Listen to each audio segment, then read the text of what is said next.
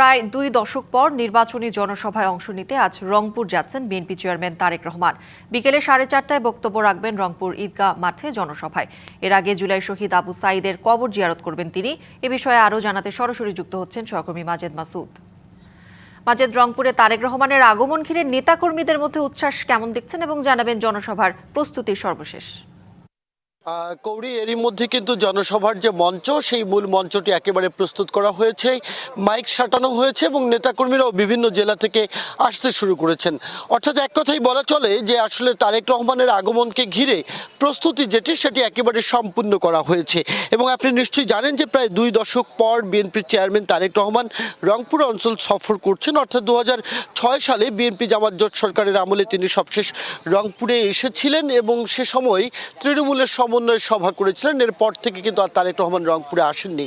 তাই প্রায় 2 দশক পর তার এই আগমনকে ঘিরে রংপুরের যে 10 রাজনৈতিক জেলা রয়েছে বিএনপির, সেখানকার প্রত্যেকটি ইউনিটের নেতাকর্মীরা তারা উচ্ছ্বসিত, উদ্দীপ্ত হয়ে উঠেছেন এবং আমরা তাদের মধ্যে ব্যাপক উচ্ছ্বাস আমরা দেখেছি। বিশেষ করে তারেক রহমানের আগমন ঘিরে গেল 28 তারিখ রাত 8টার পরেই কিন্তু রংপুর অঞ্চল সফরের বিষয়টি নিশ্চিত করেছিলেন তিনি এবং সেদিক থেকে খুব অল্প সময় পেয়েছেন নেতাকর্মীরা। এই অল্প সময়ের মধ্যে এরই মধ্যে ওয়ার্ড থেকে শুরু করে ইউনিয়ন, থানা, উপজেলা এবং জেলা পর্যায়ের প্রত্যেকটি ইউনিটের নেতাকর্মীরা তারা সমন্বয় সভা করেছেন, প্রস্তুতি সভা করেছেন এবং সভা করেই কিন্তু তারা রংপুরের অভিমুখে গতকাল রাত থেকেই নেতাকর্মীরা রওনা করেছেন।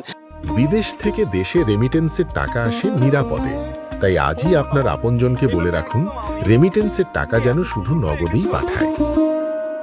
এবং আজকে আমরা সকালে এসে দেখেছি একবারে কাক ডাকা ভোরে, সেই সময়ে দেখেছি পঞ্চগড়, লালমনিরহাট, গাইবান্ধা, কুড়িগ্রাম, দিনাজপুর সেই অঞ্চলের নেতাকর্মীরা কিন্তু এই মাঠে এসেছেন এবং আমরা তাদের সাথে কথা বলেছি। তারা বলেছেন যে দীর্ঘ 2 দশকের প্রতীক্ষার প্রহর আজ শেষ হচ্ছে। প্রাণের উচ্ছ্বাসে তাদের প্রিয় নেতাকে বরণ করবার জন্য, খুব কাছাকাছি থেকে নেতার কথা শুনবার জন্য তারা খুব সকালে এসেছেন, যেন কেন্দ্রীয় এই ঈদগাহ মাঠে যেন তারা জায়গা করে নিতে পারেন এবং তাদের প্রিয় নেতাকে যেন কাছ থেকে দেখতে পারেন। একটি বিষয় কৌরি আপনাকে জানিয়ে রাখি, গতকালকেই কিন্তু বিএনপির জাতীয় নির্বাহী কমিটির সাংগঠনিক সম্পাদক আসাদুল হাবিব দুলু তিনি রংপুরে এসেছিলেন এবং সংবাদ সম্মেলন করে তিনি জানিয়েছেন যে রংপুর অঞ্চলের মানুষজনের যে এখানকার যে বৈষম্য রয়েছে, বঞ্চনা আছে, সেই সমস্ত বঞ্চনা এবং বৈষম্য এবং উন্নয়নের দিক থেকে তারেক রহমানকে তারা একটি প্রস্তাবনা পেশ করবেন এবং প্রস্তাবনার আলোকে তারেক রহমান কিন্তু তিনি আজ এখানে রংপুরবাসীর জন্য সুখবর দিয়ে যাবেন।